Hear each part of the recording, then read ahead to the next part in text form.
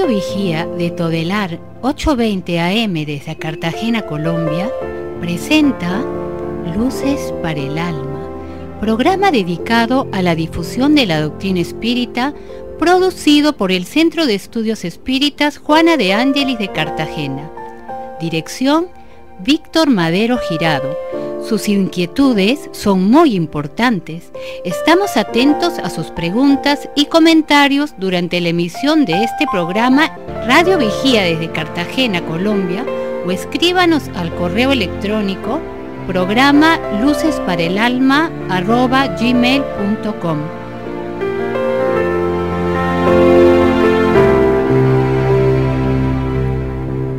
Muy buenas tardes a todos nuestros radioescuchas, a todas las personas que nos siguen a través de la web. Gracias por ser fieles a este programa Luces para el Alma, un espacio para el desarrollo de nuestra espiritualidad a la luz de la doctrina espírita. Hoy tenemos un tema muy interesante como es las leyes morales para la vida. Realmente este es un tema que a todos nos atañe, sin distinción de credo ni religiones, pero que la doctrina espírita desarrolla de una manera muy creativa, muy particular, con todos los ejemplos que hacen parte de nuestra vida personal, de nuestra vida de relación con los demás, nuestra vida de relación con Dios. Tenemos también a Axel, que nos acompaña en el día de hoy para el desarrollo de este programa. Muy buenas tardes, Axel. Buenas tardes, Víctor. Buenas tardes a todos nuestros oyentes en este sábado que nos trae estas nuevas noticias respecto a lo que son las leyes morales para la vida, entender un poco más cómo podemos incorporar ese conocimiento al bienestar nuestro día a día. Sí, realmente vivimos en un mundo regido por leyes. Y las leyes son necesarias para mantener la estabilidad del universo, de la naturaleza, de nuestras relaciones diarias. Por eso la doctrina espírita, en el libro de los espíritus, estudia estas leyes, pero comienza hablando de la ley divina o la ley natural. ¿Qué nos dice la doctrina espírita sobre eso, Axel? Sí, la ley natural o la ley divina es la ley de Dios. Es lo que los espíritas nosotros conocemos, estudiamos, entendemos y aplicamos en nuestras vidas a las leyes de Dios. Es la única y verdadera ley. Esas leyes son las que nos van a llevar a ser felices, a hacer que el hombre progrese. Nos indica lo que debe hacerse y lo que no debe hacerse. Y solo cuando nos apartamos de estas leyes es que comenzamos a encontrar desdichas en la vida. Entonces, esa ley divina natural es la ley de Dios, natural, que es una ley perfecta, una ley en armonía que rige todo el universo en lo material y en lo espiritual. Lo que podemos conocer, la parte del universo material y la parte del universo moral, todas ellas están basadas en la ley de Dios que Él estableció para toda la eternidad. Son leyes eternas, leyes inmutables. Hay unas leyes muy interesantes que estudia la ciencia, como son las leyes físicas, que el hombre a lo largo de la historia ha ido descubriendo, porque las leyes están allí en la naturaleza. Para eso existe la ciencia, para descubrirlas, ¿sí? Isaac Newton descubrió unas leyes, descubrió la ley de acción y reacción, ¿sí? Y con esto vamos a darnos cuenta que cada científico investiga en la naturaleza. La naturaleza es un libro abierto en el cual el hombre busca las leyes que rigen todos los fenómenos. Por eso, para la doctrina espírita todo tiene una explicación racional y científica. Precisamente esas leyes de que hablas, Víctor, son leyes que todos conocemos, pues las comenzamos a estudiar desde nuestra primaria, nuestra elemental, en nuestro bachillerato, leyes físicas. Cómo ocurre la gravedad, cómo es el tema de la primera ley de Newton, la segunda ley de Newton, que es fuerza, que es igual a masa por aceleración. Comenzamos a entender por qué la velocidad responde a términos de distancia y tiempo. Son leyes físicas. Pero también existen otras leyes que conciernen en especial a lo moral, ¿no, Víctor? Sí, son las leyes que regulan la vida del alma. Porque si para lo material hay leyes, para lo moral, para la vida del alma también existen unas leyes. Y estas son las leyes morales, que todos podemos conocer, pero todos no las comprendemos. Los que las comprenden son mejores, son personas mejores, son hombres de bien. Y los que desean cada día buscarlas más y más. ¿Por qué? Porque esas leyes están inscritas en un lugar. ¿Dónde las encontramos, según la doctrina espírita? En el libro de los espíritus, en la pregunta 621, precisamente el maestro Allan Kardec pregunta a los espíritus superiores, ¿dónde está escrita la ley de Dios? Y la respuesta es muy concreta. Los espíritus responden, en la conciencia. Sí, en la conciencia yacen las leyes de Dios escritas. Están impresas allí porque cada autor marca su obra con un sello. Entonces, si Dios es perfecto, marca la obra de Él en la conciencia. Y allí se encuentran todos estos contenidos que durante muchas y muchas existencias hemos ido descubriendo, y en la evolución del mismo planeta han venido muchos misioneros a recordarnos esa ley, pero que por nuestros intereses materiales, nuestro egoísmo, nuestro orgullo, nos apartamos de ella, y allí es que viene el sufrimiento. Entonces, uno de estos grandes misioneros para la doctrina espírita es Jesús, ¿verdad? Sí. La doctrina espírita en el libro de los espíritus, que es el libro columna de nuestro conocimiento filosófico, en la pregunta 625, el maestro le plantea el siguiente cuestionamiento a los espíritus superiores. ¿Cuál ha sido el arquetipo más perfecto que Dios haya otorgado al hombre para servirle de guía y modelo? Y esa pregunta la recordamos precisamente porque hoy estamos revisando el aspecto moral de esas leyes. Esas leyes morales que fueron inscritas en nuestra conciencia.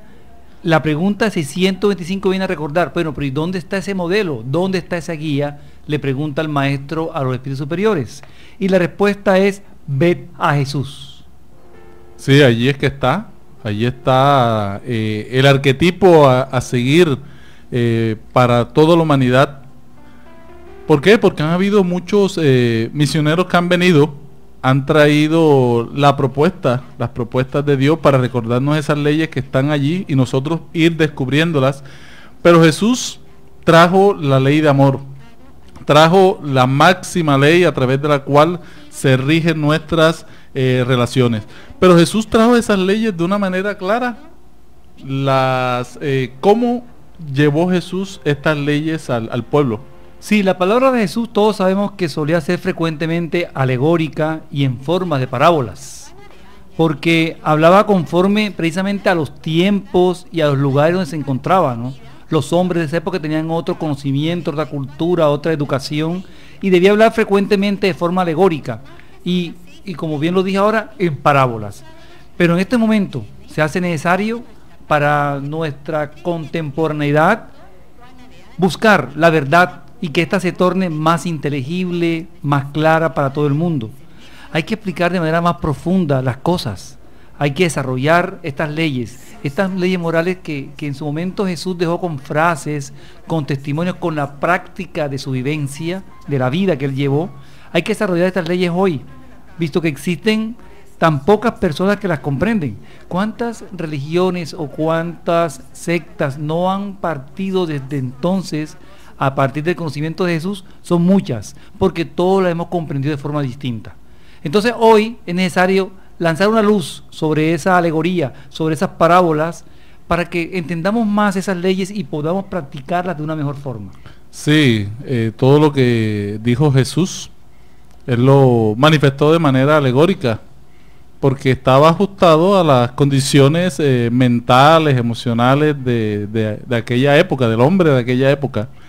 Pero que es necesario quitar todo este velo y mostrar la realidad del mensaje espiritual, las leyes divinas, como Jesús las transmitió al ser humano. ¿Por qué? Porque tenemos que entender que Jesús ha sido el espíritu más elevado que ha llegado.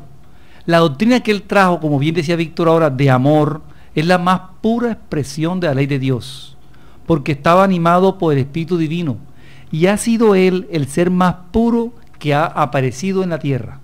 Sí, es muy interesante esta propuesta, Axel, porque Jesús ha dividido la historia de la humanidad en dos, y que él ha causado toda una revolución a nivel de las costumbres en el planeta Tierra, Por eso tenemos que ir al fondo del mensaje y no quedarnos en las ramas, no quedarnos en las situaciones, los momentos materiales que él, a través del cual manifestó todas estas leyes, que son las parábolas, las imágenes que él dejó, que eran necesarias y fuertes para aquella época, pero que hoy nosotros, quitándole toda esta historieta, vamos a encontrar en la profundidad una serie de valores, unos valores que nos ayudan a distinguir el bien del mal, qué es practicar el bien y qué es practicar el mal.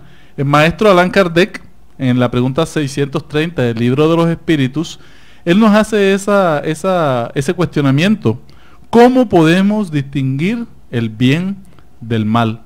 Y los espíritus superiores contestan enfáticamente: el bien es todo aquello que está de acuerdo con la ley de Dios, y el mal, todo lo que se aparta de ella.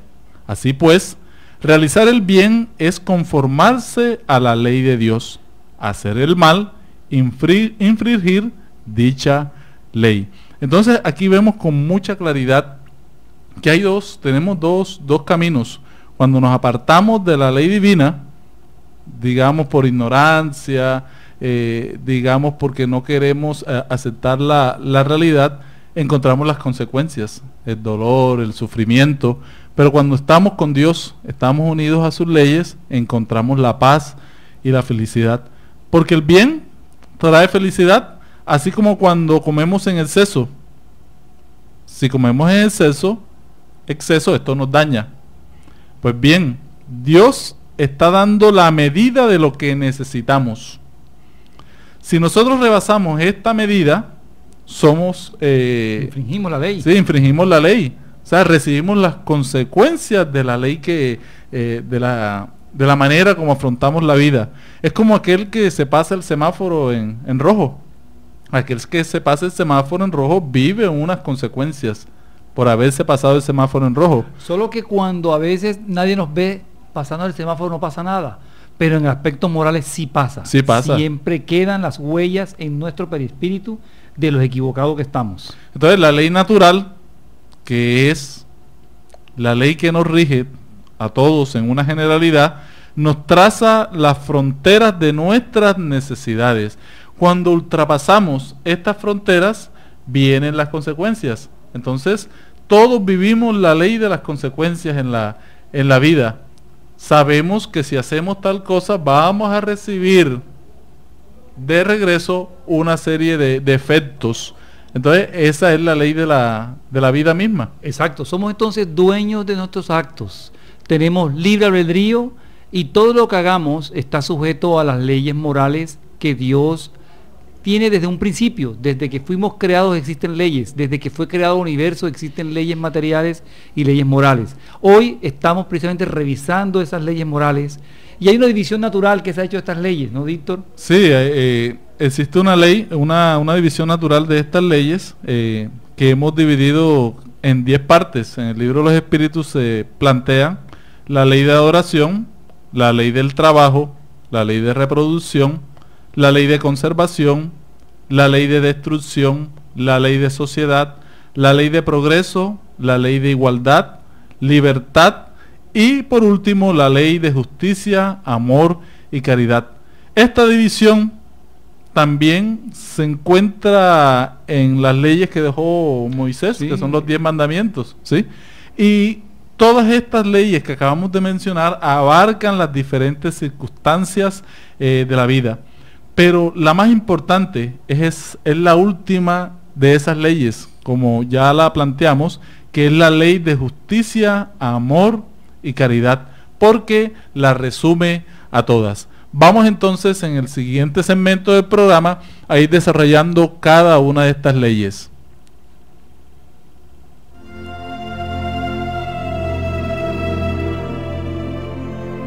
El Centro Espírita Juana de Ángelis los invita a sus actividades públicas en Manga, Cuarta Avenida, número 21A, 44, Cartagena de Indias. Los esperamos los martes a las 6:30 p.m. y los sábados a las 5 p.m. o visite nuestra página web www.juanadeangeliscartagena.org. Todas nuestras actividades y servicios son gratuitos.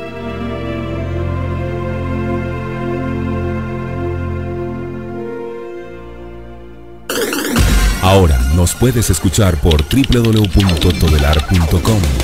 Ventana Emisoras y escoge Radio Vigía 820 AM.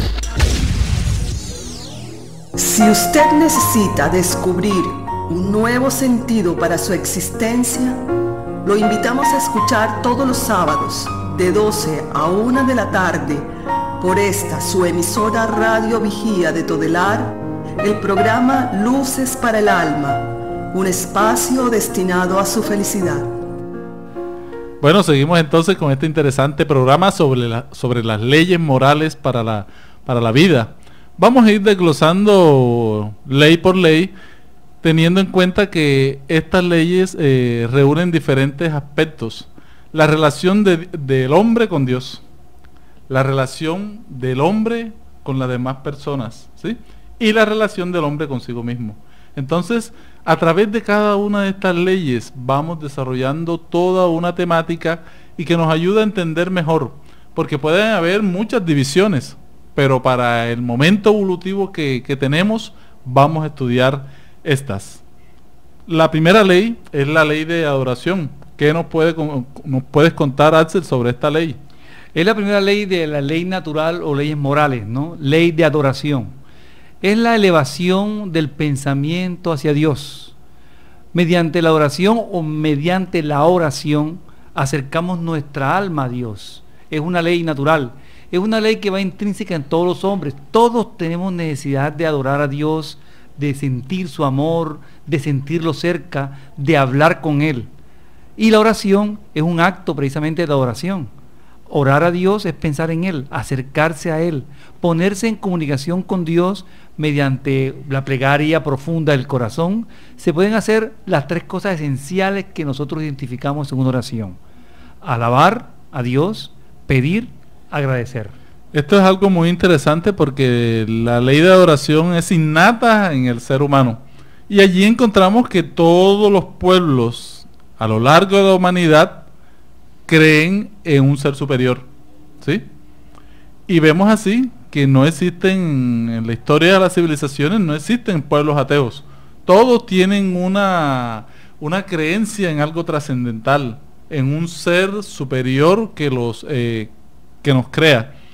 Y esto es muy interesante porque mucha gente pregunta: oye, pero ¿eso será que la creencia en Dios es algo que la gente se ha inventado? ¿Sí?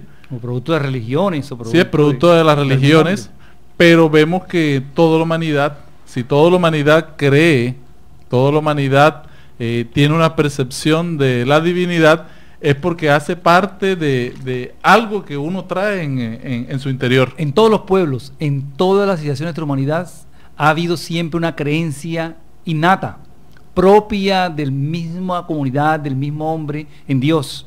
Es decir, no es una cuestión que se ha inventado un pequeño grupo de la humanidad o un hombre determinado. No, nace en todas las culturas la creencia en Dios. Pero es bueno aclarar un término cuando hablamos de adoración, hablamos de unirnos a Dios en pensamiento. Aquellos que piensan que aislarse a orar o aislarse a meditar o solamente dedicarse a la contemplación es meritorio. No lo es meritorio ante los ojos de Dios, porque la oración implica acción, implica que nosotros tenemos que trabajar por el beneficio propio y de los demás, porque la vida internamente personal no beneficia a los demás. Es inútil encerrarnos en un cuarto, en un recinto, simplemente a contemplar a Dios y a orar, no dando utilidad, porque Dios nos ha traído a nosotros para que realicemos el bien, para que seamos activos en ese movimiento y nosotros daremos cuenta de aquel bien que hayamos realizado, ¿no?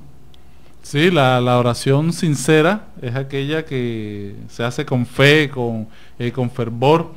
Esa es la que entra en sintonía con las fuerzas divinas, con todos los secretarios de Dios, que son los espíritus de bien, que nos ayudan, nos colaboran. Nosotros tenemos que elevarnos hacia Dios, porque Dios está en todas partes. Nosotros somos los que debemos entrar en sintonía con las leyes que rigen el universo, y así buscamos el equilibrio necesario. ¿Por qué? Porque es necesario trabajar. Implica la ley de adoración mover nuestras energías, mover nuestro sentimiento y nuestro pensamiento hacia ese ser que lo ha creado todo y que rige el universo. Pero que también esta ley está unida a una segunda ley, que es la ley del trabajo. Y el trabajo constituye una de las mayores leyes de la naturaleza, porque todo está en movimiento. El trabajo es una necesidad y la obligación, y es una obligación de la civilización trabajar. ¿Por qué es una obligación de la civilización trabajar?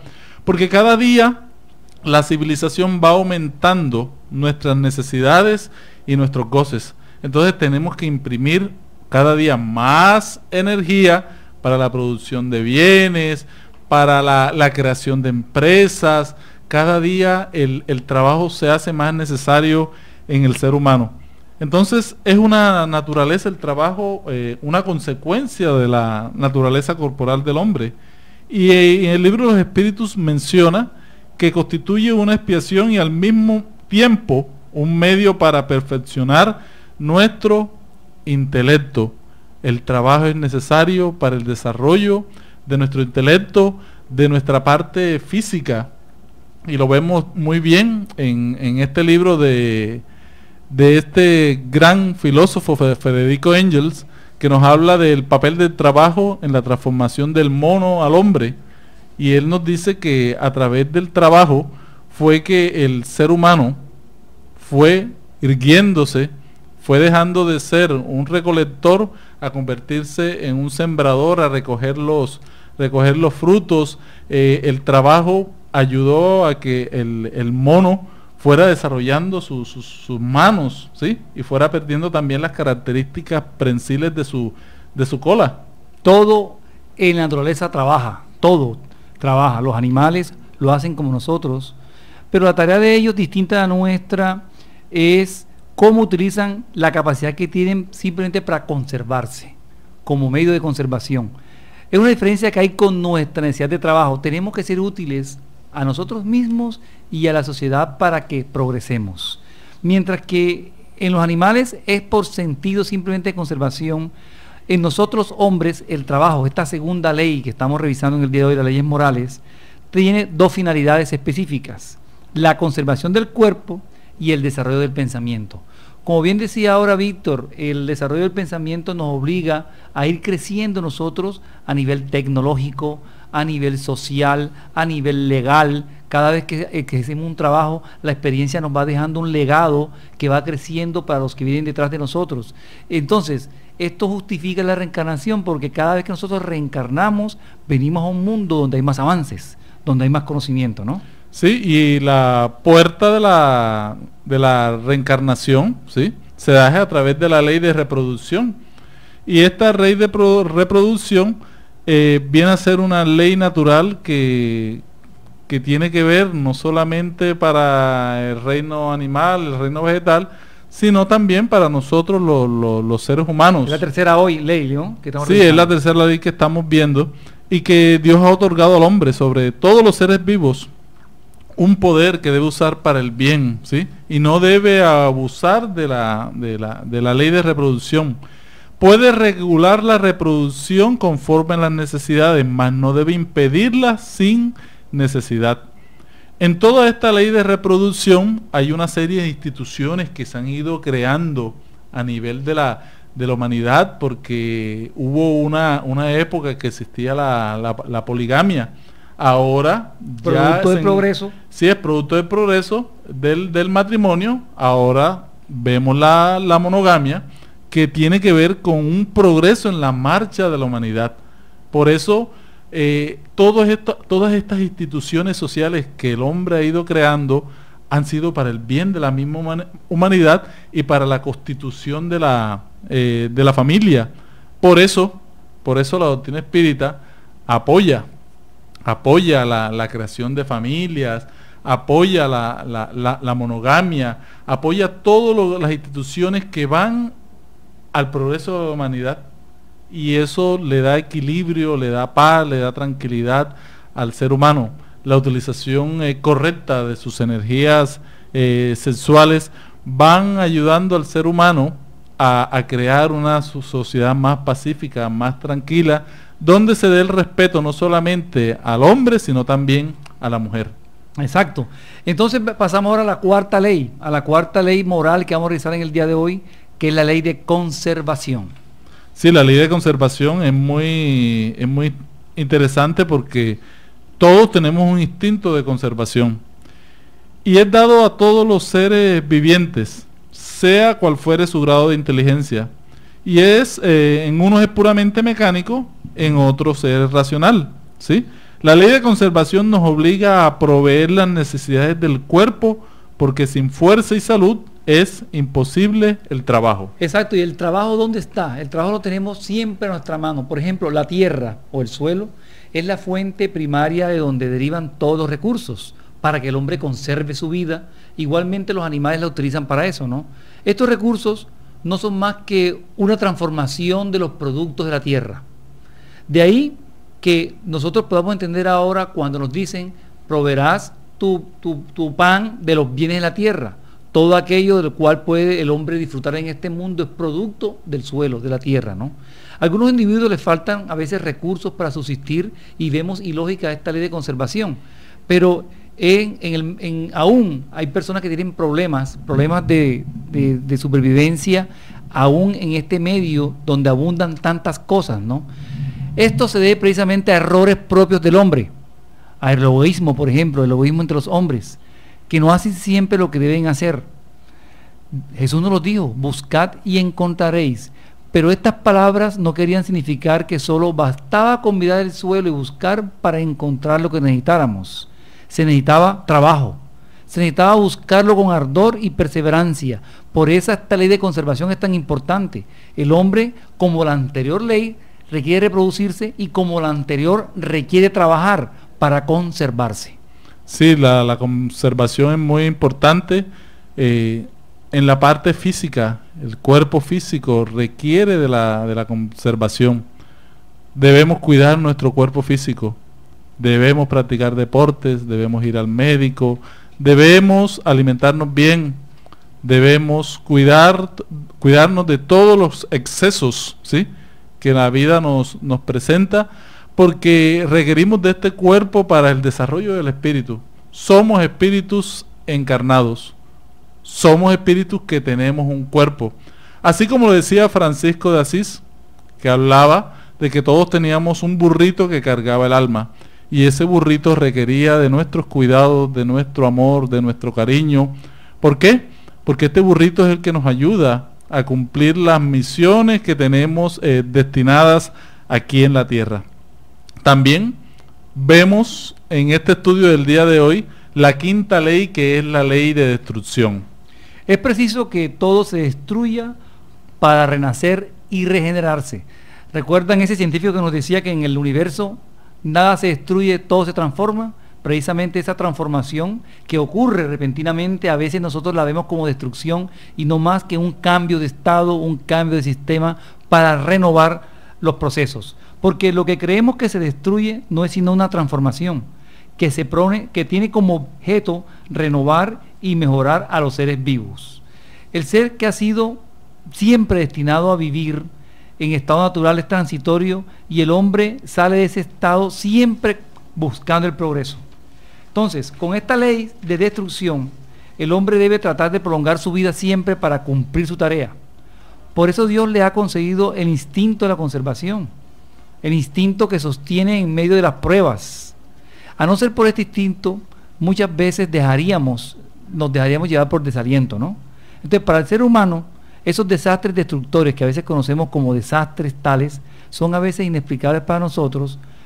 Esos trastornos son a menudo necesarios, muy frecuentemente son necesarios para acelerar la llegada de un orden de cosas mejores, trayendo a unos pocos años lo que hubiera tardado de pronto muchos siglos en producirse. Las catástrofes destructoras, los tsunamis que escuchamos, los terremotos, reportan utilidad desde el punto de vista físico a pesar de los males que ocasionan, dado que modifica a veces de manera significativa el estado de una región. Pero frecuentemente el bien que de ellas se emana solo es apreciado por las generaciones que siguen. Las plagas son pruebas que ofrecen al ser humano ocasión de ejercer su inteligencia.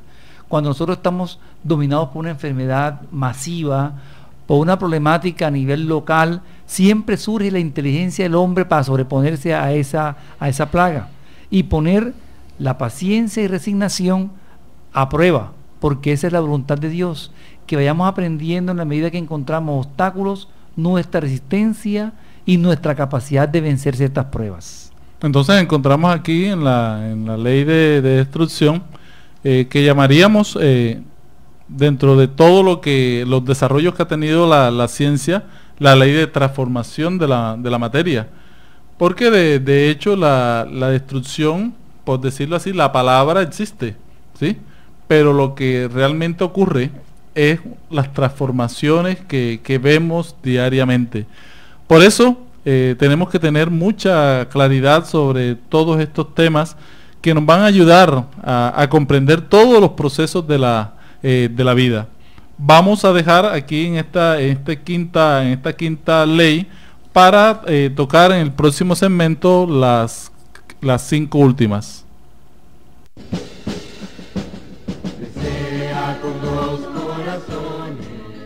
Quien aprende a abrir la mano por solidaridad, termina abriendo el corazón por amor.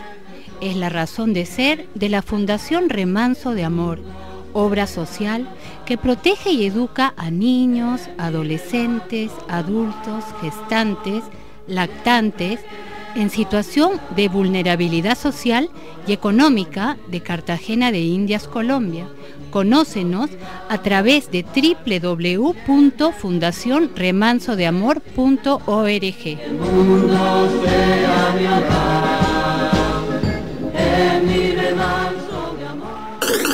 Ahora nos puedes escuchar por www.todelar.com. Ventana Emisoras y escoge Radio Vigía 820 AM. Si usted necesita descubrir un nuevo sentido para su existencia, lo invitamos a escuchar todos los sábados de 12 a 1 de la tarde por esta su emisora Radio Vigía de Todelar, el programa Luces para el Alma, un espacio destinado a su felicidad. Bueno, seguimos con esta reflexión sobre las leyes morales para la vida, ubicadas en el libro 3 del libro de los espíritus, donde las pueden estudiar más detalladamente, pero estamos haciendo una reflexión sobre los puntos principales que los espíritus superiores nos tocan al respecto. Y vamos con la ley de sociedad, que es una ley muy interesante porque todos somos, como dijo algún filósofo en algún momento, todos somos animales sociales y todos estamos destinados a vivir en sociedad.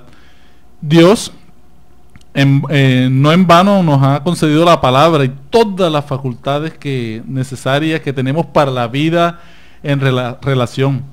El aislamiento completo es contrario a la ley natural, en el sentido de que todos por instinto buscamos la integración, buscamos ayudarnos, colaborarnos mutuamente, nos ayudamos los unos a los otros para nuestro crecimiento. Todos necesitamos de todos. Todos tenemos algunas virtudes, todos tenemos algo que enseñar a todos los demás, por eso necesitamos vivir en sociedad. Dios nos ha hecho para vivir en sociedad. El espíritu nuestro, nosotros somos seres sociables por naturaleza. Ningún ser humano tiene facultades completas para vivir solo. Mediante la unión social, los hombres se complementan recíprocamente a fin de que su bienestar y progreso sea mucho más duradero, mucho más confortable para seguir adelante. De ahí que por necesitarse los unos a los otros, estemos hechos para vivir en sociedad, no para vivir aislados. Y entonces, ¿qué pasa con aquellas personas que hacen el voto de silencio absoluto o el voto de aislamiento? Ese voto Así como el voto de silencio o voto absoluto de vivir en soledad privan a esa persona o al hombre de las relaciones sociales, que pueden proporcionarle ocasiones para realizar el bien y cumplir ley del progreso. Entonces, cuando nos aislamos, cuando estamos en silencio, estamos quitando la posibilidad de ser útiles.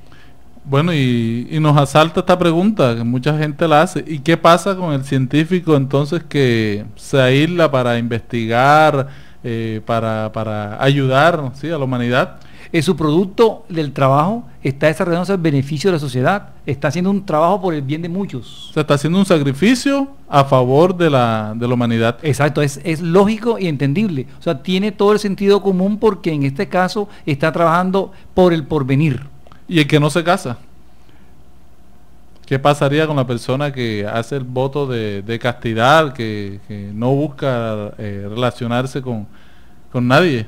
Sí, imagínense, entonces la persona pierde la oportunidad de ser útil, ¿no? Cuando estamos aislados, cuando estamos solos, no tenemos esas oportunidades y somos espíritus que venimos aquí a servir, a ayudar. Sí. Vemos en ese caso muy interesante del voto de castidad, si esta persona se dedica a ayudar a la humanidad, ¿sí?, a servir a la familia universal, porque muchas personas pueden tomar esa decisión, que es respetable, pero para encerrarse en sí mismo, ¿sí? Solamente Dios conoce el corazón de cada ser humano, cuáles son las motivaciones, pero los espíritus nos aclaran muy bien esto. Cuando uno hace un sacrificio a favor de la humanidad, para servir más personas que no construyen familia, vida en pareja, pero ayudan a otras personas, esas personas vienen a ser como sus hijos, vienen a ser su familia. Entonces esta persona está desarrollando sus sentimientos, está desarrollando en sociedad. Entonces estas claridades son importantes porque no van en contra de la ley de sociedad todos aquellos que se dedican a ayudar a los demás, a servir a la humanidad, venciendo el orgullo y el egoísmo. También tenemos la séptima ley, que es la ley del progreso.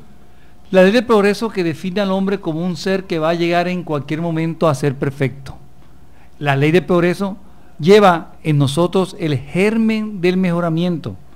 De modo alguno, el hombre siempre está destinado a vivir de manera permanente en su estado natural, pero tampoco el hombre tiene que partir y está destinado a que su estado natural no es transitorio. Él no se queda en la infancia únicamente, sino que va creciendo. Y este crecimiento se lo da la vida en sociedad y el progreso intelectual que él va adquiriendo. El hombre desarrolla naturalmente por sí mismo, pero no todos adelantamos al mismo tiempo.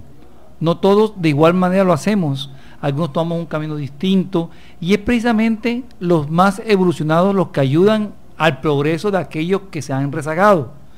El progreso intelectual conduce al progreso moral, haciendo comprender el bien y el mal.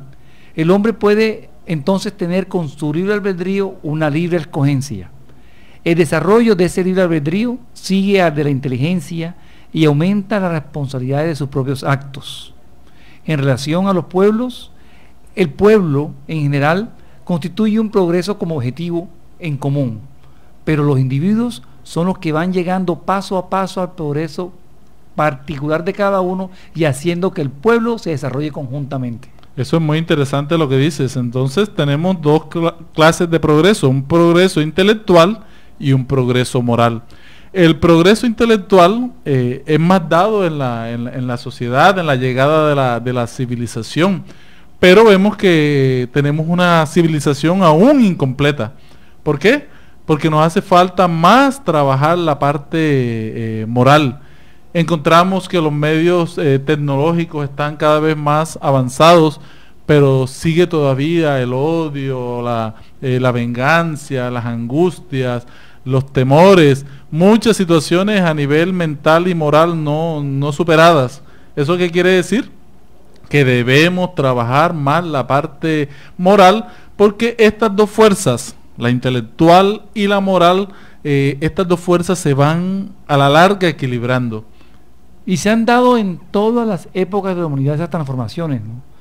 Transformaciones morales, han habido revoluciones sociales, morales que se van infiltrando de manera paulativa en las ideas del hombre, de manera lenta, en la idea de los hombres que dirigen, y germinan durante muchos años, a veces duran siglos, y luego estallan de manera repentina y hacen que se desplome aquellas equivocaciones que habían a nivel moral y social, trayendo entonces armonía y nuevas necesidades, cumpliéndose así las nuevas aspiraciones que tiene el hombre. Entonces tenemos aquí en la ley del progreso algo muy interesante. Todos vamos a progresar, vamos hacia adelante, nos estancamos, pero nunca vamos hacia atrás. Porque encontramos por allí a muchas personas que dicen, no, cada día las cosas van peor, ¿sí? Sí. Cada día hay más dificultades, antes las cosas eran mejor, cuando yo era niño, si se respetaba, cuando yo era niño, como dicen muchos abuelitos también. Todo era mejor. Todo era mejor. Ahora, ¿qué es lo que está pasando? ¿Qué es lo que está ocurriendo? Y vemos aquí que los avances de las comunicaciones, el avance de la televisión, del internet, hacen que las cosas sean más publicables. Todo se sabe con mayor rapidez. Y eso se utiliza mucho hoy, ¿no? Para eso debemos entender entonces que la humanidad va progresando poco a poco. Poco a poco también lo hacen los individuos. Y esos individuos que progresan se van infiltrando en la sociedad y van inculcando sus ideas buenas, benéficas, que de tiempo a tiempo van surgiendo para hacer crecer proyectos interesantes. Y nunca la humanidad había estado mejor que como momentos, ahora, sí, que en estos momentos. Existen muchas organizaciones ambientales que ayudan por el cambio climático, hay mucha presión alrededor de los derechos humanos, hay muchas presiones alrededor de la utilización de la tecnología de una buena manera, ¿sí? Hay muchas buenas informaciones. Lo que falta en el ser humano es que el bien se publique más, que el bien se divulgue más, porque aún hay ciertos apegos a las noticias negativas, a las noticias trágicas, pero también vemos muchos movimientos de cambio y transformación de prácticas, y eso vemos que las instituciones sociales van evolucionando, las cosas cada día van mejor, cada día el trabajo que hace el ser humano, los unos por los otros, es más claro.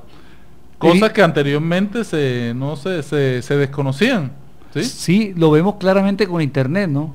¿Cuántas cosas antes que estaban ocultas o que estaban de difícil adquisición de conocimientos están tan fácil y accesibles hoy? Ese es un instrumento de Dios para traer a nosotros un conocimiento mucho más rápido y hacer evolucionar más a los seres de manera mucho más pronta. Sí, se dice que en las últimas 6 décadas, ¿sí?, se han hecho unas revoluciones a nivel científico y a nivel social que en la antigüedad hubiesen tomado varios siglos, ¿sí? Con la aparición de la internet y muchas otras tecnologías, se ha creado toda una evolución tecnológica sin conocimiento en otras épocas. Y sin precedentes. Sin precedentes. Entonces vemos aquí que todo esto nos lleva ¿a qué? A la 8ª ley, que es la ley de igualdad. Cada día el ser humano tiene más acceso a los recursos de una manera equitativa. Y comenzamos explicando esta ley recordando que todos los hombres se hayan sometido a las mismas leyes. Pongo como por ejemplo la ley de gravedad. Todos en la China, en Japón, en Estados Unidos o aquí en Cartagena, todos estamos sometidos a la ley de gravedad. De igual forma sucede con las leyes morales. Las leyes morales están en todas partes. Por eso es importante que ahora recordemos esta ley, la ley de igualdad. Todos los hombres estamos sometidos a estas leyes naturales. Todos nacemos con idéntica debilidad o con idéntica fortaleza. Todos somos iguales, sufrimos los mismos dolores, tenemos los mismos cuerpos. El rico o el pobre tienen el mismo cuerpo, cerebro, pulmones, piernas. Y así como se destruye el cuerpo del rico, se puede fácilmente destruir el cuerpo del pobre. En consecuencia, Dios no ha otorgado a ningún hombre nada superior. Él no ha creado ningún espíritu mejor que otros. Todos somos iguales. Ni en el nacimiento ni en la muerte somos distintos.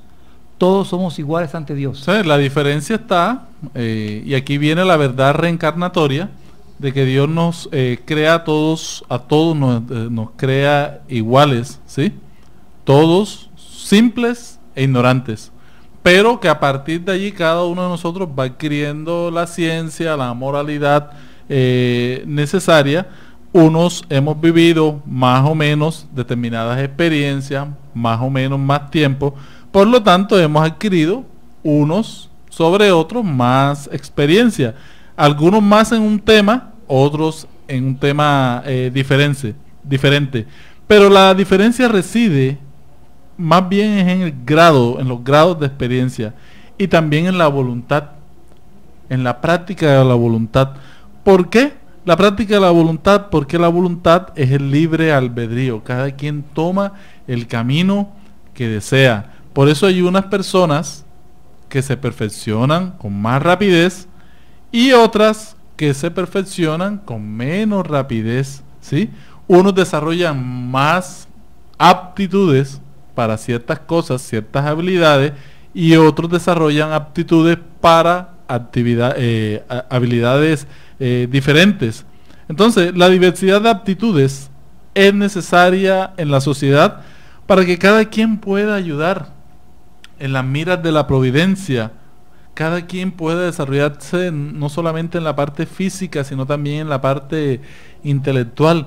De allí es que debemos valorar el trabajo del campesino, el trabajo del gerente, el trabajo del policía, el trabajo del religioso.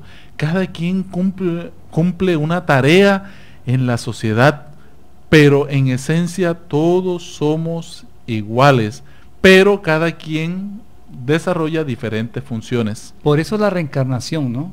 Dios ha concedido a unos en algunas vidas o en otras existencias, la riqueza, a unos y poder, a otros miseria, a otros enfermedades. ¿Con qué? Con el propósito de nosotros ir probando cada cual la forma y de manera diferente nuestro desarrollo, nuestras aptitudes, como hablaba Víctor ahora. Esas pruebas han sido escogidas en muchas ocasiones por nosotros mismos y con frecuencias somos vencidos por ellas. La prueba de la riqueza, por ejemplo, o la prueba de la pobreza son igualmente difíciles. Miren ustedes, la miseria, por ejemplo, o la pobreza provoca la rebeldía a veces contra Dios. Nos quejamos, ¿por qué somos pobres? ¿Por qué me hace sufrir Dios?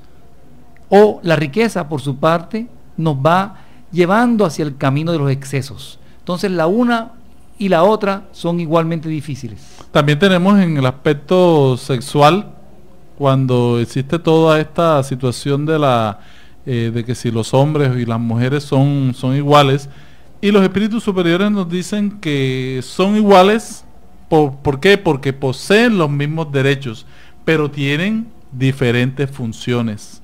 Y esto es muy interesante. Hombre y mujer poseen los mismos derechos, pero tienen diferentes funciones. Y lo vemos así en la sociedad, porque la mujer tiene por la estructura física una función importante, que es la de la maternidad, y eso le da unas funciones específicas. El hombre también por la fuerza física desarrolla un tipo de funciones. ¿Y cuáles son estas funciones? El desarrollo del trabajo físico, y por eso debemos entender que el hombre no debe aprovecharse de la debilidad física de la mujer, sino que debe cuidarla, debe apoyarla, debe ampararla.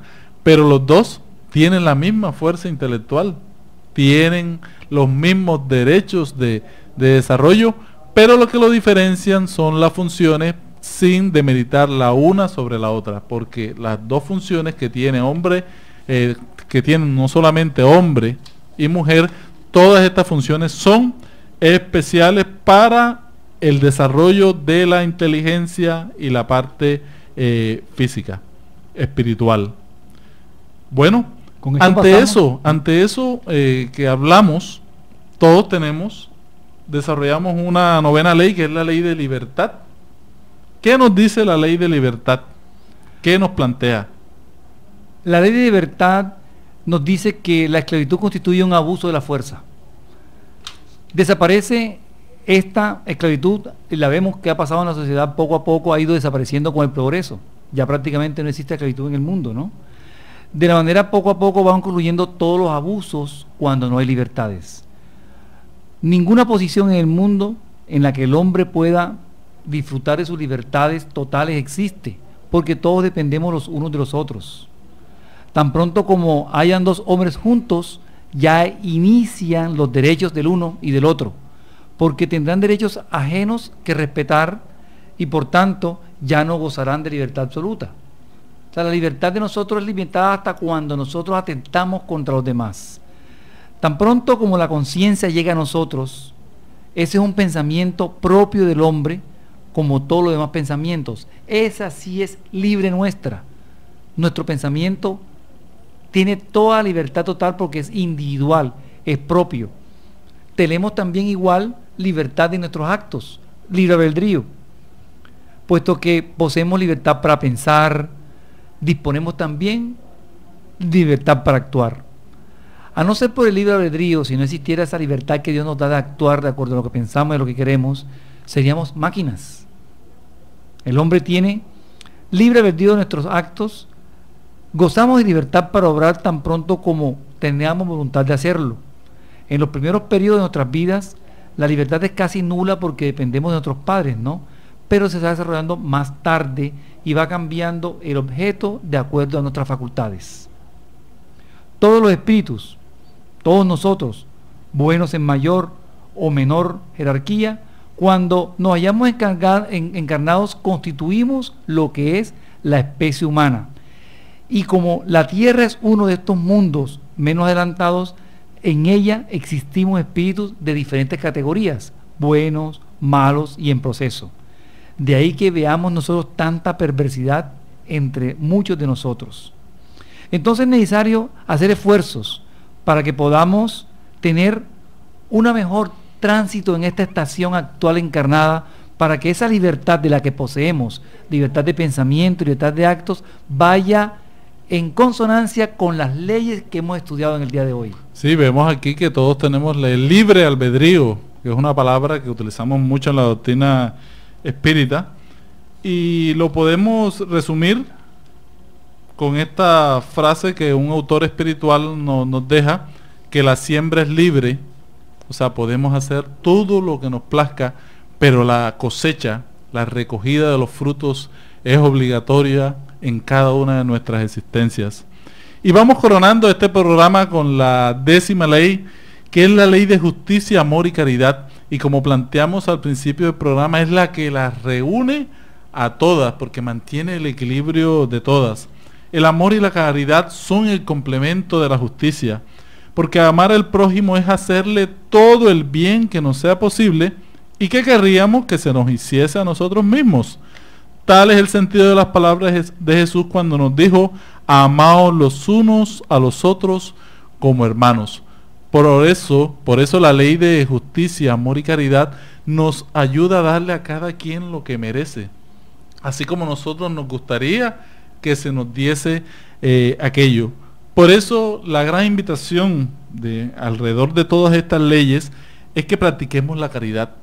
Y la caridad para la doctrina espírita no se limita a la limosna, sino que abarca todas nuestras relaciones con nuestros semejantes. Cuando entendemos verdaderamente esta ley, nuestro pasaje por este mundo se hace más claro, se hace más diáfano, se hace más agradable, porque la caridad nos invita a cada uno de nosotros a ser indulgentes, porque también necesitamos la indulgencia de los demás. Nos prohíbe humillar a las víctimas del infortunio, porque también podemos recibir lo mismo y no nos gustaría, y que mucha gente está sufriendo y que tenemos que respetarla, tenemos que ayudarla. La auténtica caridad es siempre buena y benevolente.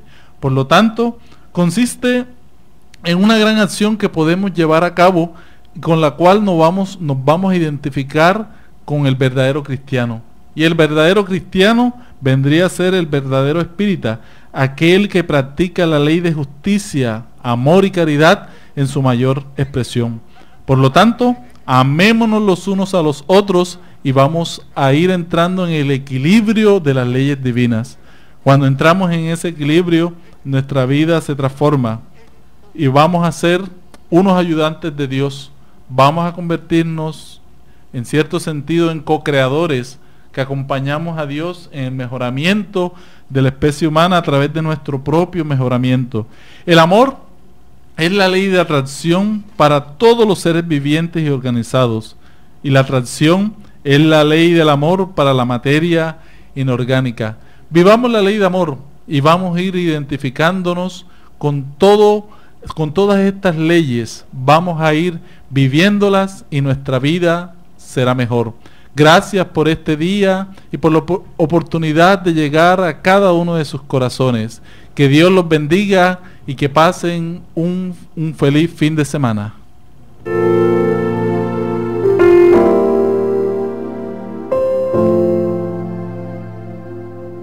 Radio Vigía presentó Luces para el Alma, programa del Centro de Estudios Espíritas Juana de Ángeles de Cartagena, bajo la dirección de Víctor Madero Girado.